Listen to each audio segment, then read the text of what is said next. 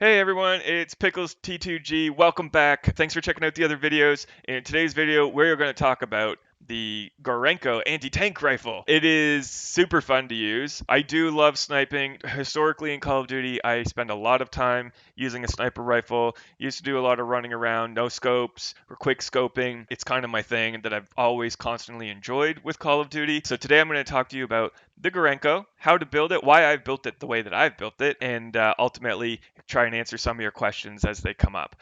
Weapon loadouts. Find our Gorenko. Keeping in mind, it is a sniper rifle. You will pick it out of the sniper rifle list. The Gorenko Anti-Tank Rifle was added just with the patch right before the holiday season in December. It's crazy powerful gun. Honestly, it will usually one-shot anything with most of the builds that you do with it. I'm going to show you a super fun build today. So here we go. I've already got it built. We're going to start with the muzzle. I went with the silencer. I mean, if you're sniping, I like to stay off the mini-map. Don't forget to run cold-blooded with it so that you also make sure that people can't just see you over range and that the AI kill streaks are getting you. We'll talk about that again in a minute. But I ultimately went with the Mercury silencer over some of the other options. I didn't feel like you needed the stabilizer on this, simply because it just does so much damage all the time. So, and the range on it is pretty much infinite. So I didn't feel that was necessary. Honestly, the gun is pretty accurate overall. You may find that if you've built it with a long barrel and you've got a pretty large scope on it, you may want to improve that accuracy a little bit and change out a couple of these things. But ultimately, I went with the silencer to keep myself off that mini map and ultimately reduce the sound and the recoil.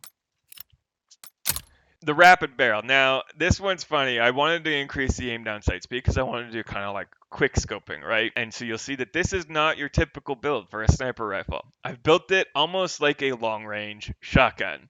So I went with the rapid barrel, and that was simply to get that fire rate up. I wanted to be able to shoot the rounds faster. I wanted to have faster aim down sight speed because it does really ADS very, very slowly. Very slowly. You've got to be careful on how you approach your different situations on different maps because it does take a moment for it to come up.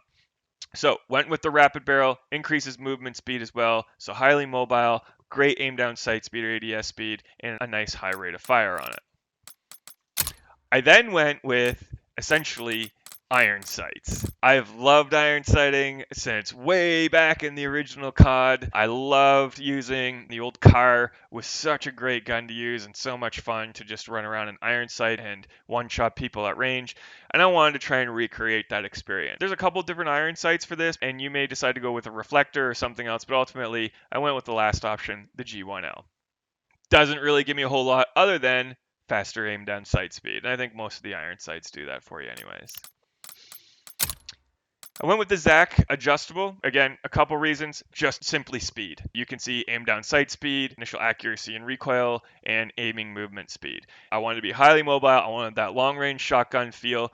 Again, this is not a build that's for everybody, but it is pretty fun. It is very, very accurate. As long as you know where the center of your screen is and you're used to being to shoot things pretty quickly by aiming down sight, you can hit stuff a long way off, and you don't need to be perfectly accurate with it. It's pretty forgiving. So went with the adjustable, wanted to get that aim down sight speed up again, faster movement speed, and give me that little bit of extra recoil recovery.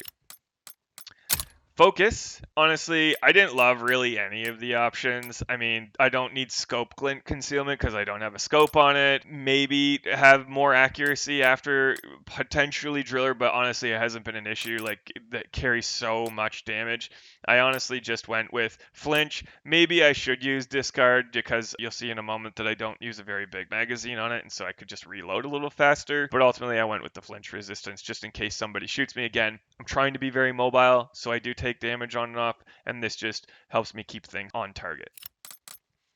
Fully loaded because I am using a very small magazine on the gun. I don't want to have to constantly be looking for ammo. You only start with like something silly, like 25 rounds or something like that. So having fully loaded is beneficial to at least have that much ammo. Otherwise, I think you're only starting with like maybe 10 or 15 rounds.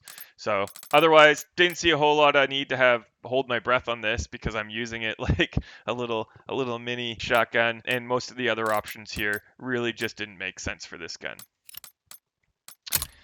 Again, With the grip, you may find that you want to take something that increases accuracy more. I ultimately went with aim down sight speed.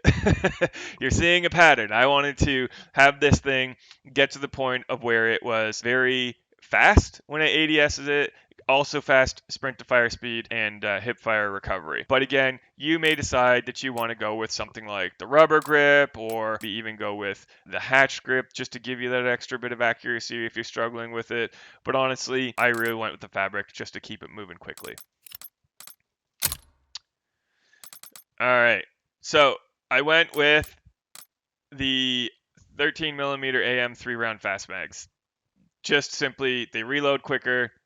They you can see it carries a lot of damage. You might find that you want to go to the 7-round mags. Honestly, I should probably do that. I don't think it changes a whole lot in terms of the gun. You know, it hits so hard all the time. So honestly, it's probably just personal preference here. And as I'm looking at it, I'm thinking like, you know what, it probably doesn't make sense to not use a larger mag. I just wouldn't have to reload as often. But personal preference. I think you can do whatever you want in that instance.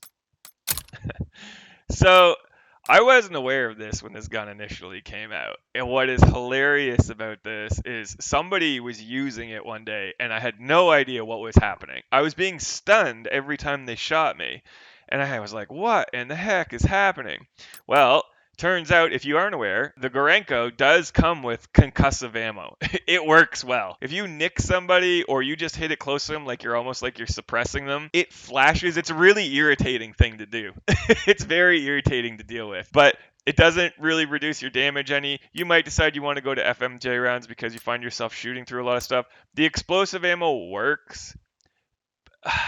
Not as much as you want it to, but it works. But the concussive ammo is super fun. Again, the gun is highly accurate. It does suppress the target, and it makes it very hard for them to shoot back at you. So highly recommend it. Didn't realize it was there first, but suggest that you check it out. And honestly, I didn't take an underbarrel because I didn't see any advantage here with an underbarrel. Honestly, the bayonet, you might put it on there if you find that you're running into people. I just didn't want it.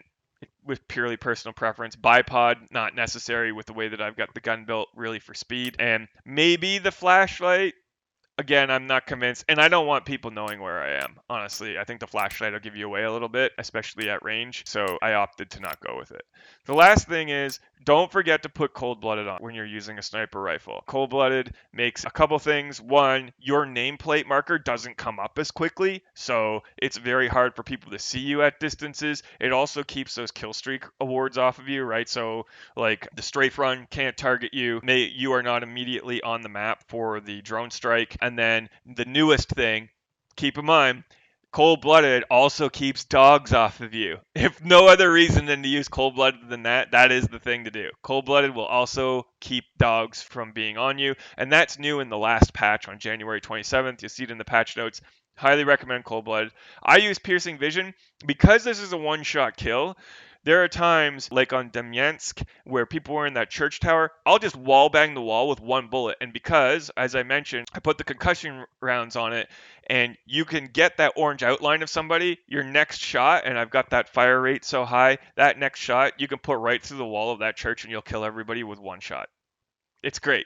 Great. Highly recommend it. And then scavenger again, just because you don't have a lot of ammo on this gun. So, last but not least, want to make sure that when you're using the Gorenko, that the Gorenko and this build really is for people that are just looking for a little something different to do, running around, sprinting around, making sure that you're just having fun doing that, quick scope, ultimately using iron sights. It's a blast. Honestly, I've got a couple videos out there. You've probably seen them already where I go on some pretty sizable runs of just using this gun. Anyways, if you like what you see, please give me a like, share the video, subscribe. As always, we'll take comments and feedback on anything if there's other things that you guys want to see. But until next time, thank you and stay safe.